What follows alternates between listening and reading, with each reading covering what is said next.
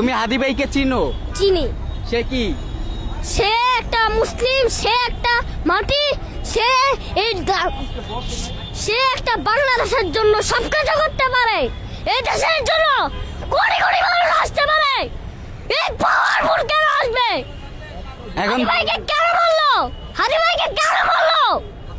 বিচার চাই, এটা বিচার চাই আমরা।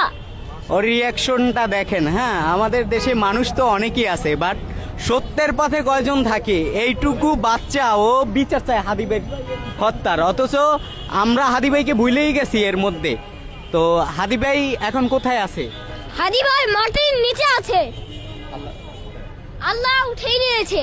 আল্লাহ যতটা কিছু করুক, হাদি ভাই এই দেশে ছিল, তারপরেও এই হাদি ভাই তাড়াতাড়ি মারা গেল।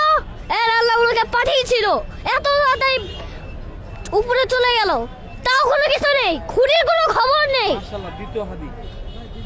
নারায়ে তাকবীর! নারায়ে তাকবীর! নারায়ে তাকবীর! আল্লাহু আকবার!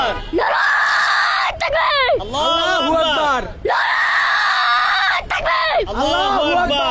নারায়ে তাকবীর! আল্লাহু আকবার! নারায়ে তাকবীর! হাদি হত্যার বিচার চাই। হাদি হত্যার বিচার চাই, এই সারা বাংলাদেশের জন্য বিচার চাই। যারা হাদি হত্যার বিচার করতে চায় না, উপর পর্যায়ে আছে, তাদেরকে তুমি কি বলতে চাও?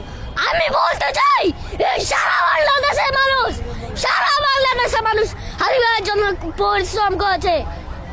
হাদি ভাই এই মিশাল করেছে।